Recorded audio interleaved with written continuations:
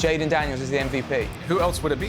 What the hell is Sean McDermott do? Like, what are you doing, dude? I fire Doug Peterson before I get back on that plane. I am more than fine with Taylor Swift doing it. You're bringing more people to the NFL that might not be into the NFL. NFL's too never much been more about popular it. thanks to Taylor Swift. Aaron Rodgers just looks like he's not on top of the world anymore. We're 5 weeks in, Brian, and the 3 that they've got playing, some of them are not even playing in their first positions. Why would you be big on the New York Jets right now? I was like, yeah, that sounds about right. So fun, I'm going to put it in the name. The NFL is fun again. Feels like they're back, right? Hi guys, welcome to talkSPORT, the NFL Rundown, our weekly show where we look back at the biggest, the hottest stories from the weekend's action. With me today is senior NFL columnist Brian Smith. Let's get straight to it. Brian, I would ask how you are, but we need to talk about Monday Night Football. The Kansas City Chiefs maintained their winning start to the NFL season with a 26-13 home victory against the New Orleans Saints. Kansas City Chiefs, what do you reckon of them this week, Brian? Feels like they're back, right? This is why I've had the Chiefs continually near the top of talkSPORT's Super Bowl contenders rankings. We'll get into all that later because there's so much to get into in this program. But this is what I and many have been expecting to see from the Chiefs all season, right? You knew there'd be a little bit of a hangover. You knew that, you win another Super Bowl and Travis Kelce's out going all over the globe on the Eras Tour with Taylor Swift, and Patrick Mahomes is supporting the Royals, and they're doing their thing, and they have major injuries. But last night, we saw the Kansas City Chiefs look like the best team in the NFL again. We also saw that Kansas City Chiefs have Kareem Hunt in the backfield. They haven't had that in 6 years. And so this is what I wanted to see from Travis Kelce. This looks like Travis Kelce, future Hall of Famer. He's the go-to guy, game high in receptions. Patrick Mahomes, over 300 yards. It was an explosive offense. They played a good New Orleans team that has some issues all of a sudden, which we'll also get into. But this is the Chiefs team that can win the Super Bowl, and this is what we've all been waiting to see. They look like, once again, the best team in the NFL. And the thing about the Kansas City Chiefs, Brian, is that they are now 5-0. But they're doing what, and just to put it into football terms, into soccer terms, it's what they talked about with Man United and Sir Alex Ferguson for so long. They win even when it's difficult, and they're proving that. They've done that, and now they're not showing off. That's not the right phrase. But now they're feeling a little bit more comfortable. You're seeing a team that is supremely confident, right? You're seeing a franchise that has won it. They know exactly what they're doing. They know how to do it. What I love about the Chiefs team is you have major injuries. You have major injuries at running back, at wide receiver. You have off-the-field issues. You have drama. You have all these things. You have the entire world watching you.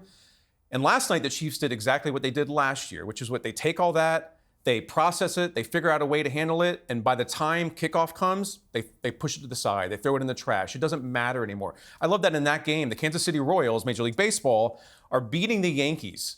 And you have a chant going, "Let's go Royals" at the stadium. And Patrick Mahomes, who is a part owner of the Kansas City Royals, is hearing that and getting pumped up from that because he's a huge Royals fan. That tells you how confident that team is, that Patrick Mahomes can throw for 300-plus yards. He can connect with Travis Kelce. He can make Kareem Hunt look like an all-pro again, all these things. But he's also supporting his favorite Major League Baseball team. This is a team that when it's all clicking, and it was last year in the Super Bowl, they cannot be beaten. They can handle anything and deal with anything. They are the kings of adversity, and they're also the kings of the NFL. What do you reckon about the whole likability of the Chiefs? Because, for years, really, the Kansas City Chiefs were like, the fun team. They were like the team that hadn't won the Super Bowl and really there were so many people behind them. The neutrals were behind them. Do you think that's still the case? Because it seems to be now that, are they turning into the hated New England Patriots of like 5-10 years ago? Yeah, we covered this a few weeks ago on the program, and are they the evil empire? And it's easy to root against them. And I joked at the time, and I keep mentioning her name because she's so popular, Taylor Swift, but I felt like that changed once Taylor Swift jumped on the bandwagon. Obviously, she did that because her boyfriend is Taylor Kelce. But it became very easy to root against the Chiefs or to hate the Chiefs or be tired of them once you had Taylor Swift and all the Swifties, and they became a global type of team. But I always come back to the fact that this is a really good football team. They have an explosive offense. And I've always said, for the record, I have no problem. It's very easy to root for the Kansas City Chiefs. I actually think that you have a problem, the general you. I was about to say. If you are a hater of the Chiefs, what is there to hate about this team? When they're this good, they can deal with anything. They have the best quarterback in the NFL, the current GOAT of the NFL. I love the Chiefs offense. So that's what I always come back to, that, yeah, they're a little too popular and you get a little tired of them. But in the end, this isn't a boring team. This is a team that is absolutely exciting and thrilling to watch. They're must-see TV every week, and Monday Night Football proved that. Okay, we'll talk about just a bit more on Taylor Swift in a second. Worth mentioning the New Orleans Saints as well. Derek Carr, he went out with an oblique injury. Not sure if he's going to be able to play against the Tampa Bay Buccaneers in the next game at the weekend. And for me, you know, we've spoken so much about the Kansas City Chiefs and their injuries, the receivers, the running backs, how they're going to be able to cope. For the New Orleans Saints, I came into this season thinking, how are they going to cope with this offensive line? It is not a good offensive line. The first 2 games of the season, the New Orleans Saints, they rack up over 40 points. Now, since then, they've lost 3 games. Now, what does that coincide with? The offensive line that I wasn't sure about before the start of the season going out injured. We had the New Orleans Saints playing 2 offensive linemen that started the season. We're 5 weeks in, Brian. We're 5 weeks in. And the 3 that they've got playing, some of them are not even playing in their first positions as well. Now, look, if you are a casual to the NFL, you might not realise quite, yes, the offensive line is boring. When your team drafts an offensive lineman, it is boring. But when you have a good offensive line, it helps the whole team. It masks a lot of the situations, doesn't it? It masks the quarterback. And I feel like the New Orleans Saints over the next few weeks, if their offensive line, well, obviously combined with Derek Carr's injury as well, if that doesn't get better, we might be seeing the first 2 weeks, the New Orleans Saints look great. We might not be seeing that over the next few weeks. Let's just touch upon Taylor Swift as well with the Kansas City Chiefs, because there were some remarks that are worth mentioning, Brian. This is what happens when you are hated or you are loved. You're the most popular team in the NFL, and you become one of the most popular sports franchises in the world. Everything is under the microscope. Everything is scrutinized. But you also throw in Monday Night Football. You have that platform. And then you have the Manning cast. And so, yeah, you had a couple very interesting viral things for that game on social media. We have this all covered, of course, at talkSPORT.com. But Bill Belichick, part of the Manning cast, I love what Bill Belichick has brought as an analyst, as a broadcaster, as a social media voice. But Taylor Swift is shown on the screen, and he kind of gives his Belichickian, like, you know, I've seen her too. I don't want to see her anymore, even though he is a Swiftie. He wears the sweatshirt. And then the other part of this, which got a lot of controversy, was Troy Aikman, Hall of Fame, legendary quarterback of the Dallas Cowboys. For the record, I love Troy Aikman as a broadcaster. I think he's one of the best in the business. He calls it like he sees it. That makes him unique. And he's never afraid. He doesn't pull punches. He's never afraid to say whatever he thinks. That can have a downside, though. So they're showing the game. There's another flash of Taylor Swift on the screen after a Kelsey catch. And I don't know whether he was joking. I don't know whether he misspoke or whatever. Maybe he didn't have the facts. But for the record, what we know in the public is that Taylor Swift and Travis Kelce are not married yet. Troy Aikman referred to Taylor Swift as Travis Kelce's missus. World exclusive here, Brian. World exclusive. I don't know if in 2024 if that works anymore, or if it should work. You're going to have half the population that knows it's a joke, that loves the joke. You're going to have half the population and all the Swifties that absolutely hate it because you've insulted the queen of the world. You can let us know in the comments what you think of this whole situation. For the record, I want to put out there that Taylor Swift is one of the most famous people in the world. If she's attending anything, it's unsurprising that they're going to put the camera on her. In my mind, I think it happened a lot last year, the last I heard, right? I mean, Taylor Swift was on TV a lot last year at Chiefs games. Yeah, I am more than fine with Taylor Swift doing it. You're bringing more people to the NFL that might not be into the NFL and might not know the NFL's too never much been more about popular it. thanks to Taylor Swift. Yeah, exactly. All right, let's move on to something that I'm passionate about as somebody that has lived in and around London for my entire life, the NFL returning to London. And of course, it started with the Minnesota Vikings and the New York Jets, 23-17 in a thriller at Tottenham Hotspur Stadium. The Minnesota Vikings move 5-0, Brian.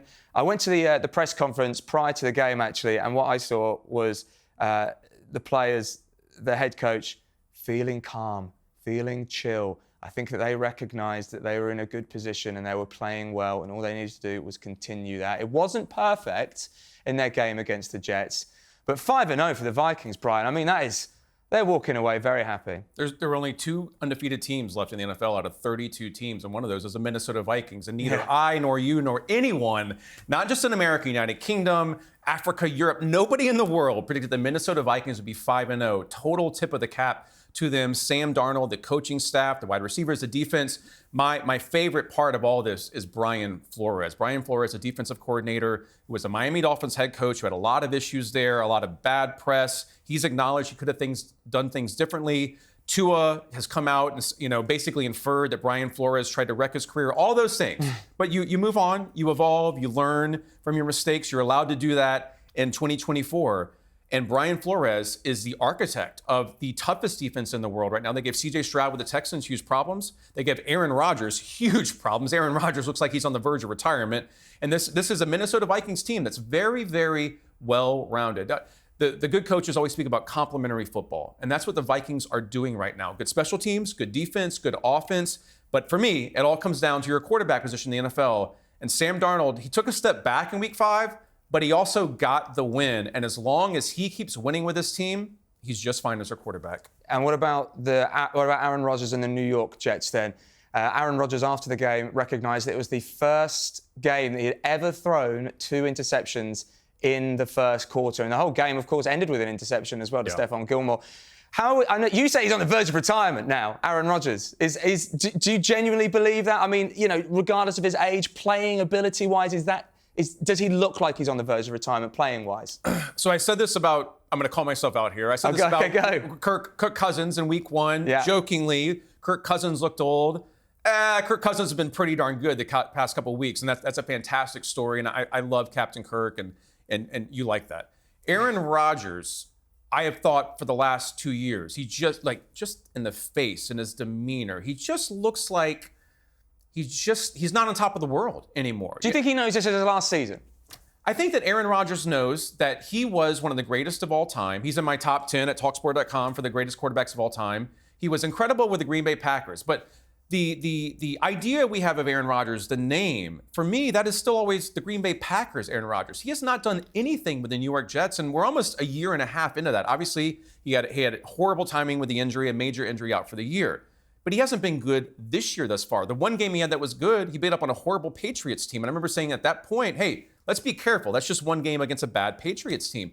Aaron Rodgers looks like a subpar quarterback right now. The Jets are underperforming. Robert Saleh looks like he's on the verge of getting fired. I just don't know how much longer Aaron Rodgers wants to be one of the worst quarterbacks statistically in the NFL on a below 500 team and getting constant criticism on talkSPORT and in the New York media. That's not something that you want to do when you're in your 40s. He said after the game that a lot of people will be out on the New York Jets right now. Yeah. Fair.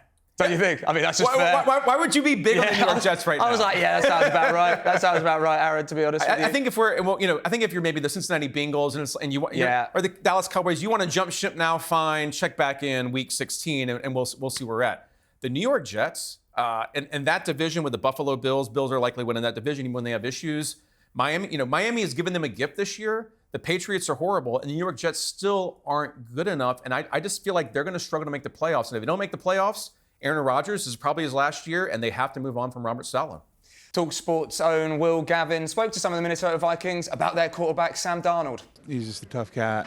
He never stops battling. He never stops fighting. There was a couple dirty pockets in there, and he stood in there all day, never complained, and just, saw a really good bit of leadership from him today, and really proud of him. And we can keep him upright a little bit more, and we will. That's the type of guy he is, and I think his experience and the stuff he's been through in this league is starting to show. And you got a guy who bounces back.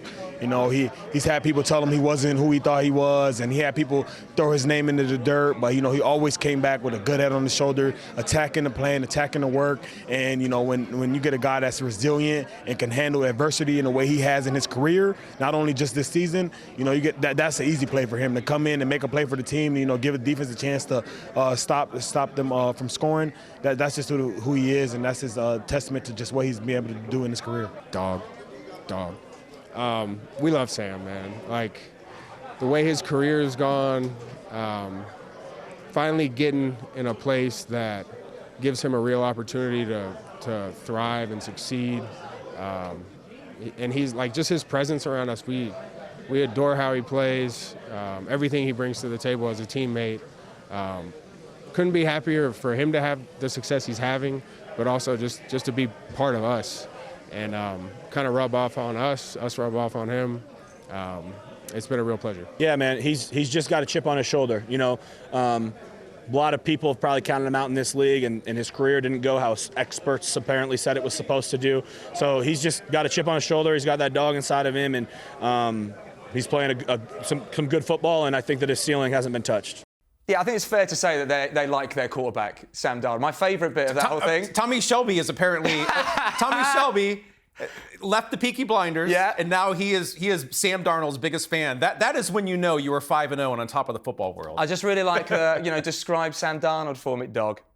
I mean, you can't get much better. That's also become the ultimate compliment in the NFL, in the NBA. Just call your teammate just a straight dog. So we got dog, we got goat. What's next? Sam Darnold, though, I mean, he didn't actually have the best game in that one, but you know what? It doesn't really matter. 5-0 moving forward, and for somebody that they Vikings fans might not have actually had that much hope in as well. They're feeling pretty good about their quarterback right now. Yeah, it's interesting because Sam Darnold did not lose that game, right? I mean, Sam Darnold was not spectacular, as you correctly pointed out, didn't have incredible numbers, but didn't throw that game away. Aaron Rodgers threw that game away for the Jets and had a shot at the end to still bail them out, and then threw it away again. So that was a case where Sam Darnold, with a good defense, with a good coaching staff, with a team that's committed and linked up and good chemistry, they weren't on 100%, but they found a way to win that game. The Jets, to me, Aaron Rodgers was not good enough in that game, and he held the Jets back. Well, we've got another matchup this weekend, of course, with the Chicago Bears hosting the Jacksonville Jaguars at Tottenham Hotspur Stadium again. This is an interesting game, actually, I think, Brian, right? Because we have got a Chicago Bears who are 3-2, and I think that 3-2 is, I don't know if that's flattering. They have played well at points, but they've also, stupid sentence, not played well at points. And you've got a Jacksonville Jaguars team that are 1-4. They go into 2 games in London, really hoping to change their season around, to be honest with you. But they'll be going there on a high. We'll start with the Jags. They'll be going there on a high with their last-minute victory, the first of the season. With their one win. But it was, do you know what? And I'll speak about this later on as well. It was a fun win. Yeah. It was a fun win for the Jags. The way that I like to see it is that they just wanted to make it dramatic. Nothing like a little bit of drama in the NFL, is there? They end up beating the AFC South opponents in the Indianapolis Colts. They'll be going into the game on a high. You weren't that big on the Jacksonville Jaguars this time last week, were you, Brian? Has that win changed anything, or is it just much of the same? No, the Jacksonville Jaguars obviously are winning the Super Bowl. Okay. They are the best. You're making fun of me now, Brian. They are the best team in the NFL, and beating Indianapolis by 3 points when Anthony Richardson was horrible, that changed everything. I mean, come on. No, beating the Colts barely doesn't change anything about the Jaguars. Now, I do believe that they should beat the Bears, right? They are a better team. They have better talent than the Bears, and London is their second home, as everyone in the UK knows, even though I feel like it belongs to a lot of other teams more than the Jaguars. But I go back to last year, and the Jacksonville Jaguars, I was here, and I just started at talkSPORT. And the Jacksonville Jaguars came to London, and they were under some duress, and they had disappointed, and they were supposed to be Super Bowl contenders, and they started slow, and they did the 2-week stay in London, and it changed, at the time, it changed their entire season, right? They won both games. They beat a good Bills team at Tottenham with Stephon Diggs at the time and Josh Allen. Trevor Lawrence played very well, and they got back on that flight, and they had momentum, and they rolled off more wins, and it looked like for a while they're going to win the AFC South until the Houston Texans became the best team. But the Jacksonville Jaguars used London to their advantage. They have to do that again this year. If it goes the opposite route, if the Jags lose most of these games, if I'm Shad Khan, and I'm not, because I'm not worth whatever, however many $1 billion he's worth, I fire Doug Peterson before I get back on that plane going to America. You have to win these games. You have a better roster than the Bears. Trevor Lawrence is making $250 million a year. He has to be better than Caleb Williams. Caleb Williams, this is his first NFL game international in London. Trevor Lawrence has to be better. Then you have to beat the Patriots because they're horrible and they're probably starting Drake May. So there's no way around it. The Jacksonville Jaguars have to go 2-0 in London. And if that flips around and they go 1-2, they have to fire their coach. We'll go to the Chicago Bears. And I don't actually love the phrase generational quarterback because I do feel like it's sort of dished out a little bit, to be honest. But if we are using it, the last 2 generational quarterbacks are going to be Trevor Lawrence for the Jaguars, of course, and Caleb Williams, the rookie who is starting for the Chicago Bears. His first trip to London, obviously, to play a game. I mean, he's only 5 games into his NFL career, obviously. What are we thinking about the Bears? What are we thinking about Caleb Williams? You know, from an objective standpoint, if you're just a fan of the NFL, if you're going to that game, are you just there intrigued at what Caleb Williams you're going to get? So, for me, the entire time, once the schedule came out, this was always the game that I was the most interested in. A lot of other people were saying Jets and Vikings, not because of Sam Darnold, because of Aaron Rodgers and the Jets, and they have a UK fan base. I never believed that. I always look at your quarterbacks and your offense and just the excitement level, the drama level. This is a good game for me from an NFL fan. You have Caleb Williams, who played very well last week, is starting to look, DJ Moore, he's got a nice relationship with DJ Moore now. He does. And it was always going to be a case where Caleb Williams was going to start slow. Like, that should not be a surprise at all. It was, could the Bears and Matt Eberflus in that offense, could they find a way to make it work with him and allow him, kind of like Jayden Daniels, allow him to expand over time? He looked solid last week. So you have Caleb Williams going against Trevor Lawrence. That's just a cool, interesting, modern QB matchup.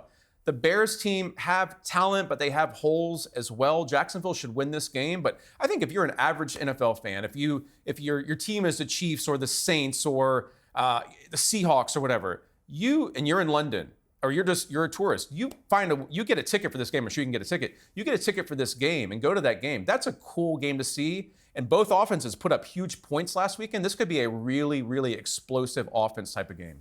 Oh, yes. I mean, explosive offenses. Last week was boring as heck. So. Yeah, well, that's what I'm talking about, because I feel like, explosive offenses is what I'm going to talk about in a bit, because I'm very excited about that. We need to discuss the MVP of the week, though. Brian, you are always my MVP of the week, but unfortunately you are not considered. Mutual, samesies here. Yeah, whatever. Who is your MVP of the week this time around? Yeah, well, it wasn't Caleb Williams, because he is not the best rookie quarterback in the NFL right now. I have a piece on this at talkSPORT.com. There's only one MVP for me right now through 5 weeks. Yes, it is very early. Everyone on YouTube and in the comments and on and on.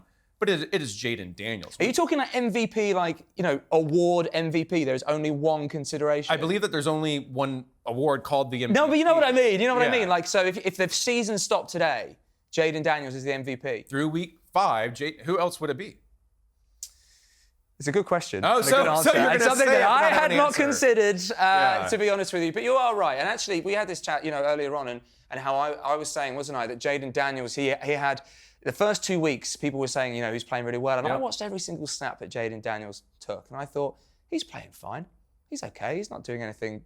It seems like since then something's changed. Something's unleashed, I feel, with Jayden Daniels. It is Cliff Kingsbury, and you pulled in the perfect offensive coordinator for him through 5 weeks. Now, Jayden Daniels has a huge test coming up this week against Baltimore, and so you're going to Baltimore. You're playing the Ravens, Lamar Jackson, Derrick Henry. If he comes out of that, there is no debate. Jayden Daniels will be the MVP through 6 weeks, but he has the highest completion percentage in the NFL. He has one of the highest passer ratings, one of the highest quarterback ratings. They've won 4 straight games, and I think you have to look at the whole big picture. The Chiefs were expected to be 4-1 or 5-0. They have Patrick Mahomes. Patrick Mahomes has not played out of his mind thus far. He has not changed the Kansas City Chiefs. He's just been a very good Mahomes, and it was only Monday Night Football when he finally looked like Mahomes again.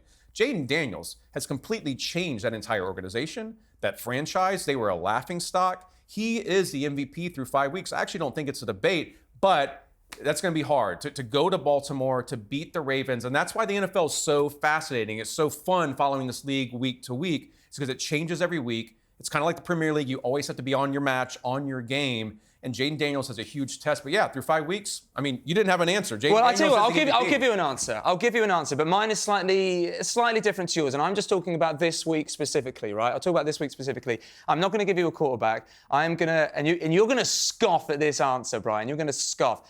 I am going to say Justin Tucker, and you are going to look at me like, why Justin Tucker? Yeah, that's one of the dumbest things I've ever heard. And I'll tell you why.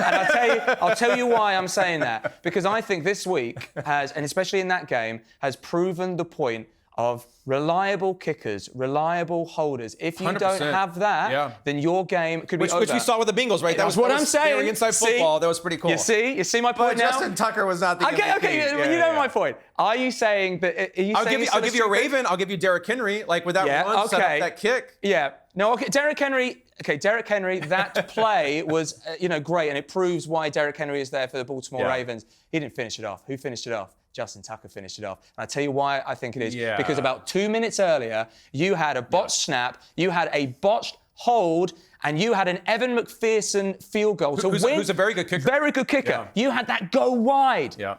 The Cincinnati Bengals season could potentially be over because of that one snap. And I that will one 100%. hold. You're 100% off. You're 100% correct on that. They are 1-4 because of a botched snap. And for all the stuff that we talk about, quarterbacks and Taylor Swift and offenses and coordinators and coaches should be fired. So much of the NFL, and this is what the coaches really know, not the experts and talking heads. The NFL really comes down to the small things. And I've covered 1,000 practices before in my career. It is amazing when you go out to an NFL practice, you're on the sideline, you're watching these teams go day after day, and you have the offense, you have the defense, but then you have the special teams. And they are practicing those kicks and those holes and those snaps over and over and over, and then you still have one go bad. It shows you what really defines games and wins and losses in the NFL. It's truly, it sounds cliche, but it's so true. It is the smallest of margins. So are you agreeing with me that the MVP of the week should be Baltimore Ravens kicker Justin Tucker? No, that is completely wrong. It is Jayden Daniels. All right, fine. I'll give you that. Okay, let's look forward to Week 6, shall we? The matchup of the week, the Detroit Lions versus the Dallas Cowboys. I mean, we've got two teams here that actually ahead of the season, I think that there were sort of differing opinions ahead of the season between these two teams. And I feel like the Detroit Lions, maybe the love has gone slightly off them, maybe. The Dallas Cowboys, they managed to get that sort of last gasp victory the other day against the Pittsburgh Steelers. Are we looking at two Super Bowl contenders here, Brian? We're looking at a very, very good Detroit Lions team. I mean, last week we were on this program, and I had Detroit as the number one team in the NFL. Kansas City looks really, really strong again, but there's I think most people believe Detroit is a at least top 5 team in this league. Cowboys are more trying to stay in the top 10, right? I mean, they have the highest paid quarterback in the NFL. They have one of the highest paid receivers. You have Jerry Jones, you have Mike McCarthy, you have Micah Parsons, who was hurt last week. They're barely winning games, but they are 3-2, and they actually have, for the Cowboys, they have a little momentum right now. This is an incredible matchup on paper, and this should be the best game of the week. Detroit is trying to get the Super Bowl. Detroit's trying to win the Super Bowl. They win their first Super Bowl as well. They need every win. Every game truly matters for this team. They should win this game. Dallas, I will say the same exact thing. They are trying to get the Super Bowl. They're trying to win the Super Bowl. Every game matters. The Cowboys cannot afford to be 3-3. Detroit cannot afford to fall back in their division when you have the Minnesota Vikings, right? That's a huge deal. If you're Detroit and you're going to win the Super Bowl, you need home field advantage. You need to have a bye. All those things.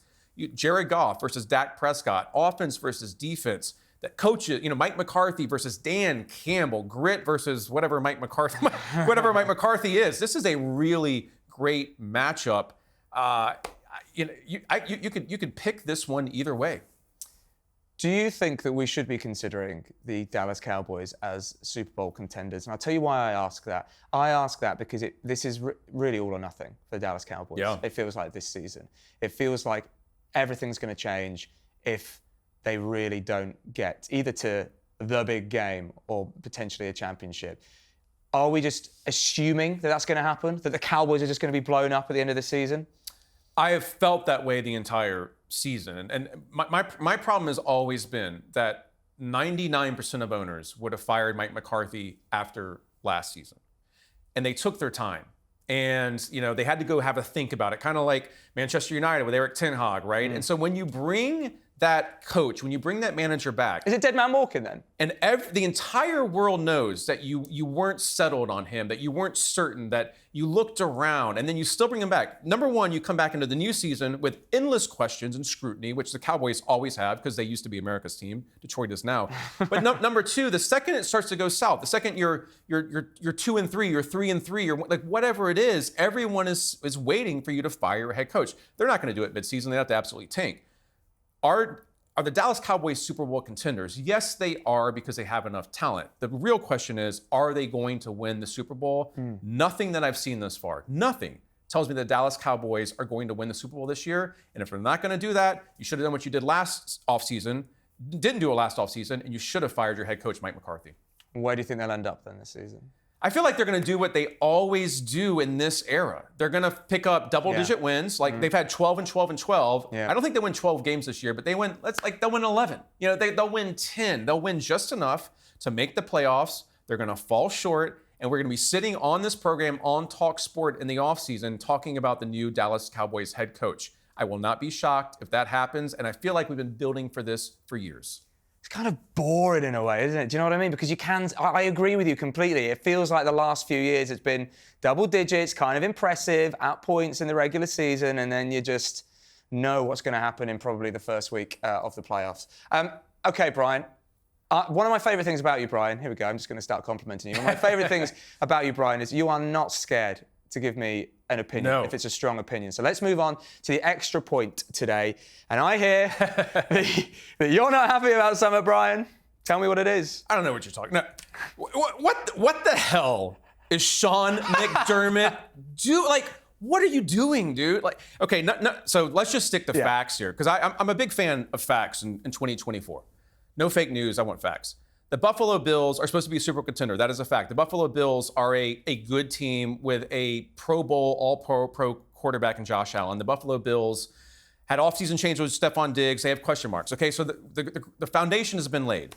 You have to win every game. You cannot give games away. You cannot be backed up at your end zone on the road against a very good Houston Texans team with 30 seconds left on the clock. All you have to do is run the clock out, and you're going into overtime. The game was 20-20. They had already been down, I think it was 20-7. They are lucky to be in that game. You go into overtime, you have momentum, you find a way to win, and you are moving forward.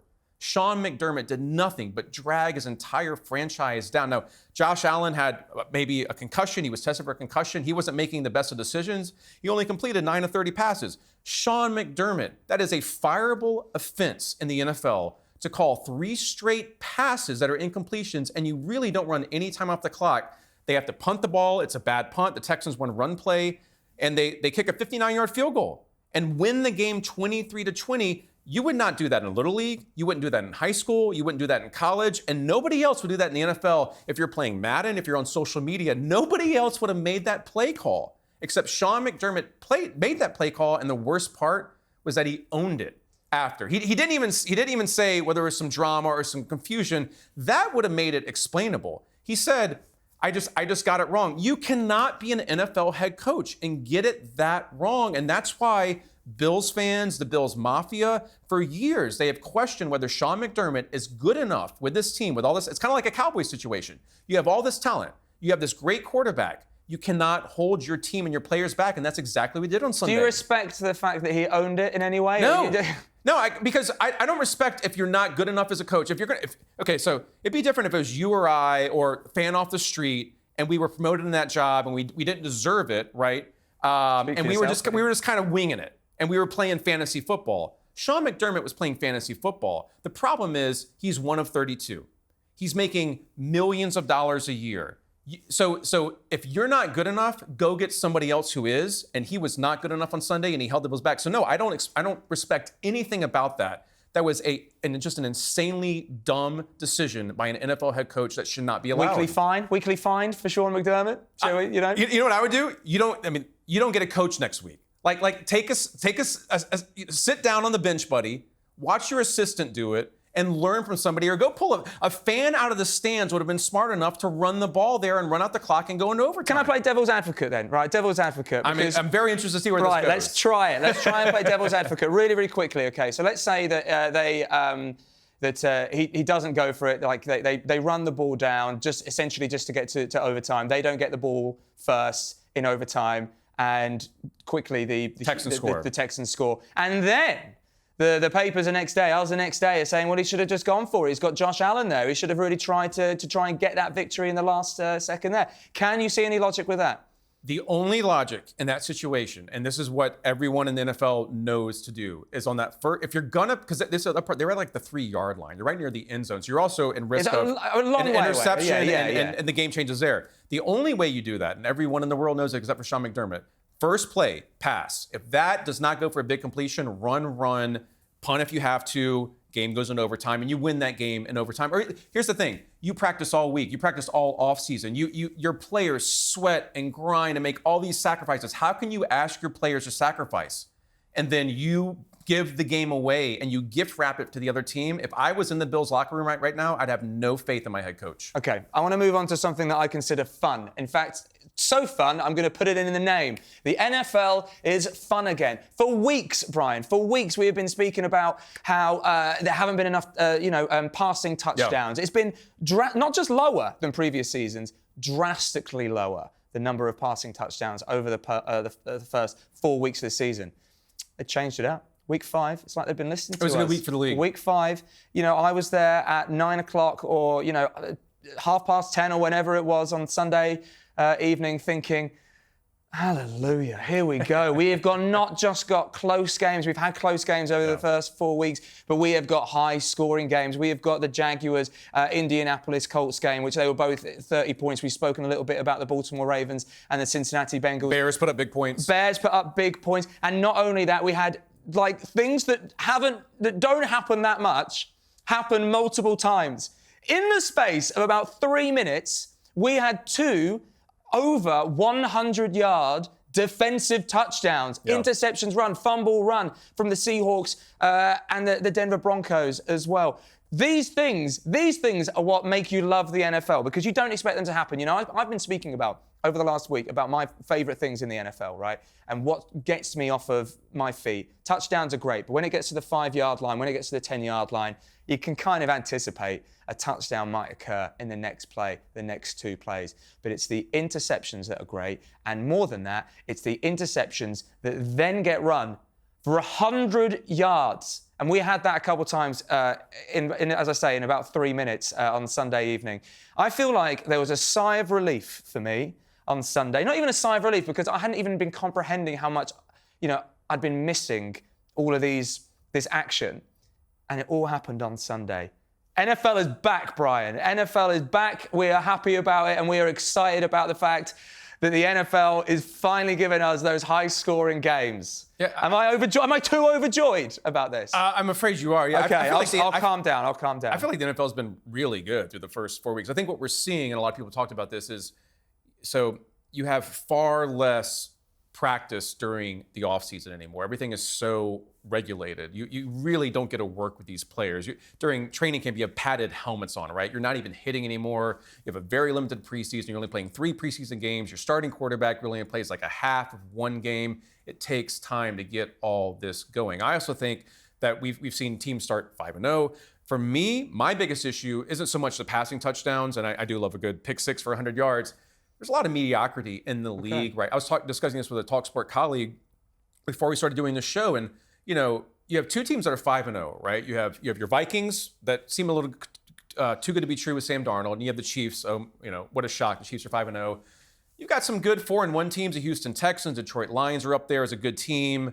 Baltimore Ravens are very good 3-2. What else do we have in the league this year? It's a lot of 2-3. Mm-hmm. It's a lot of 1-4 teams. It's a lot of teams like where are the Philadelphia Eagles at right now? Where nobody's talking about the Eagles right now. I just think it is overall. It's a bit of a weird start for the league. I've been fine with the football, but there's not much separation. But isn't that exciting, though, in a way? Because you've got basically, as you say yourself, there's 2 5-0 It's great teams, for parity. Right? That's what I'm saying. Yeah. It's great for parity. You've got 2 5-0 teams. You've got a lot of teams that are 2-3 and 3-2 specifically. Although we are 5 weeks into the season, I think that's an okay place to be. It's going to set you up really well by the time that we get into November and December, and the coaches always say that's where the real football kicks in. When I was covering NFL teams, you'd always hear from the coaches like, well, we're really worried about November and December because you're going to have injuries, you're going to have setbacks, you're going to have adversity, all these things. Let's see where a team is at in November. It's really around Thanksgiving where things start to get real in the NFL. So what you're going to have is you're finally going to start to see some separation, and that's why this week when we have these games like Bears, Jaguars, that's a defining game for the Jaguars and for the Bears if we're going to be at all good this year. And then our game of the week this week, the Detroit Lions versus the Dallas Cowboys, you start to get these matchups where it's like, okay, one team's going to go this way and one team's going to go the other way. But I do agree. I think by the time we get around November, December, because of this parity, you're going to have a lot of teams that are still in it, and that makes for a great end of season. Well, let's talk about what's trending on talkSPORT. Let's talk about Bo Nix, the Denver quarterback, who got into it with Sean Payton, the Denver Broncos coach, and this is a rookie quarterback as well. Sean Payton is never scared about, giving his opinion about anything, and they sort of, I don't know if "went at it" is the right phrase, but they weren't scared of shouting at each other. Yeah, I loved everything about this.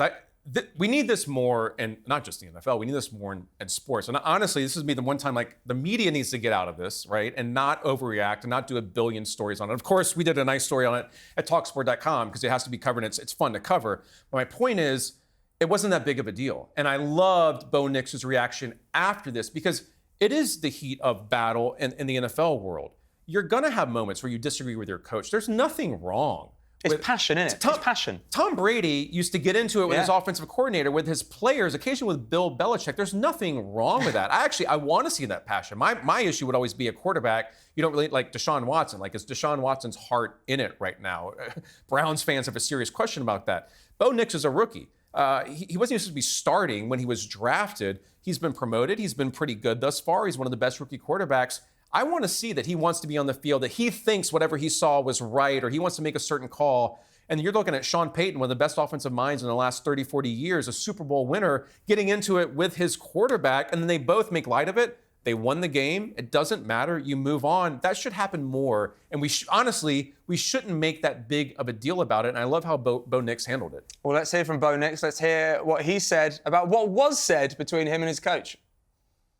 Yeah, well, he turned and looked at me and said, "I love you," and I turned and said, "I love you back."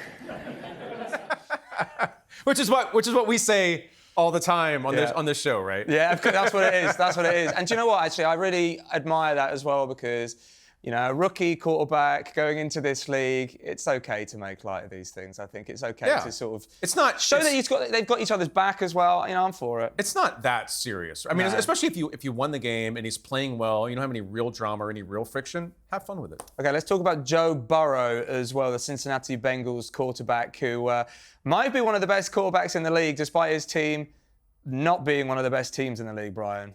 Yeah, we have this up at talkSPORT.com, and this is a case where, you know, Joe Burrow is doing what he's supposed to be doing. Joe Burrow is putting up MVP type numbers. You mentioned earlier, and you know, your MVP Justin Tucker, but if the Bengals win that game, Joe Burrow easily the MVP of that game. He's coming back from another injury. He's putting up great numbers. He's confident. He's had to deal with, you know, Jamar Chase's best wide receiver having contract issues and missing some time. All those things. He's not holding Cincinnati back like Deshaun Watson is holding the Browns back. But the Bengals aren't winning games right now. And this is a team that was in the Super Bowl just a few years ago, AFC Championship. I remember not that long ago in the NFL world, it was supposed to be Bengals versus the Chiefs and Burrowhead and all that talk, and that Cincinnati maybe had the leg up on Kansas City. This is a 1-4 team, and you know, how much farther can they fall? How much more can they slide downward before they're not making the playoffs and then they're making changes? Joe Burrow looks like a very frustrated quarterback right now because he plays at such a high level and he knows where they have to be. And he said this week they're not championship contenders. No. It's a very odd dichotomy right now in Cincinnati. They're not championship contenders, as he said. You know, at the same time though, this is a team that put up over 30 points, an incredible game with Jamar Chase, as you mentioned there a moment ago. And yet, if it wasn't for the division that they were in the AFC North, with the Steelers who are doing pretty well, with the Baltimore Ravens, we'll forget about the Browns, but you know, with the Baltimore Ravens, you know, where they're at. That said, they're not 5-0, the Baltimore Ravens. If it wasn't for them, I would still be thinking they still might have this because they are. I say that they're not one of the best teams in the NFL. They're not one of the best teams in the NFL. I can't deny that they're still a good team. I can't deny that they quite possibly, if we look back at the record books, they might even be one of the better 1-4 teams. Which is a great stat. We're a great stat. It should be like a T-shirt. We're one of the best 1-4 teams ever. No, that might be one of the. I don't think he'll ever bring that up. To be fair, he's not changing his email signature to that. I don't think. That might be one of the most under-discussed aspects of the NFL, right? For all the podcasts and shows and tweets and stories. A lot of it does come down to the division you're in that year. We've seen that with the NFC South recently, where, I mean, just the talent level is not there. You can get into the playoffs with a 9-8 record and then actually maybe make some noise. Cincinnati is a victim of its own division right now. I mean, that's a good Ravens team, but in the end, you're in your division. The division's not changing. You're in that division every year. That's one of the beauties of the NFL too. And this is what separates the NFL. And I've always loved this about the NFL schedule. They emphasize home games and they emphasize your division. So you're going to play you're playing 2 games against your division opponents, and everyone else is more scattered.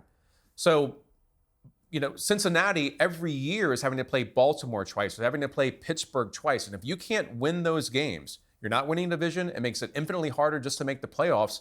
Bengals are in serious trouble right now.